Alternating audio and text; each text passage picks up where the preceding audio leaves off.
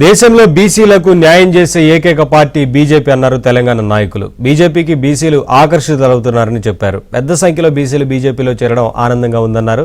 దేశ ఐక్యత, జాతీయత, దేశ అభివృద్ధి కోసం ముందుకొచ్చి బీజేపీలో చేరుతున్న ప్రతి ఒక్కరికి హృదయపూర్వక స్వాగతం పలుకుతున్నామన్నారు.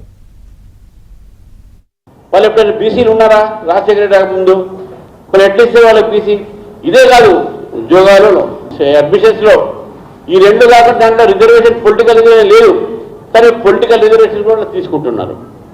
ఎంత పెద్ద మోసం చేస్తున్నది బీసీలకు ఒక్కసారి మనం కూడా ఆలోచించాల్సిన అవసరం ఉంది. దీని మీద మనం ఉద్యమించాల్సిన అవసరం ఉన్నది. అసలు ఈరోజు చాలామంది రాజకీయ నాయకులు కేవలం ముస్లింల ఓట్ల కోసం అసలైన బీసీలను మభ్య పెడతా ఉన్నారు.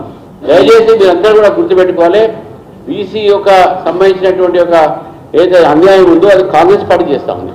మనం చూస్తున్న ఈరోజు ఎక్కడైతే బీసీ నాయకత్వం ఉన్నదో అది కేవలం భారతీయ జనతా పార్టీ ఉన్నది. మీరు మన ప్రధాని బీసీ, కానీ కాంగ్రెస్ పార్టీలో 4-5 రాష్ట్రాలను వాళ్ళకు ఒక్క రాష్ట్రంలో కూడా బీసీ ముఖ్యమంత్రి లేడు. ఒకటే ఒక కర్ణాటకలో ఉంటే అది కూడా తీసేసి వేరే మళ్ళీ నాన్ బీసీకి చేయడం జరిగింది. కాబట్టి ఈరోజు ఒక్క బీసీ సీఎం కూడా లేని ఒక కాంగ్రెస్ పార్టీ వాళ్ళు మనని అంటారు. ఈ చిన్న చిన్న సామాజిక వర్గాలు బీసీలో ఉన్నారో వాళ్ళు రాజకీయంగా ఎన్నికల ప్రక్రియలో పోటీ చేసి గెలవలేని పరిస్థితి, వాళ్ళకున్నట్లు సంఖ్యాబలంగా.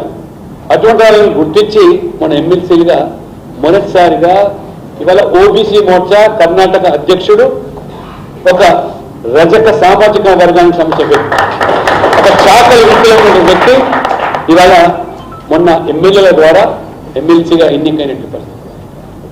అదే రకంగా నాయ సమాజానికి సంబంధించిన వ్యక్తి ఇవాళ మరి ఎమ్మెల్సీగా రాష్ట్రం.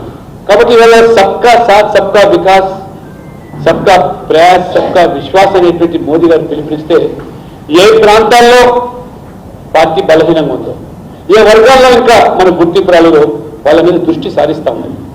కాబట్టి మనం మన రాష్ట్రంలో కూడా ఏవైతే ఇంకా ఓబీసీ కులాలు 135 కులాలు ఏవైతున్నాయో అన్ని కులాల్లో బీజేపీ ప్రాతినిధ్యం ఉందా లేదా అనేటువంటి ఆలోచన చేయాల్సిన బాధ్యత మన శాంతికుమార్ గారు, ఆనంద్ గారు ప్రత్యేకంగా చొరవ తీసుకున్నారు.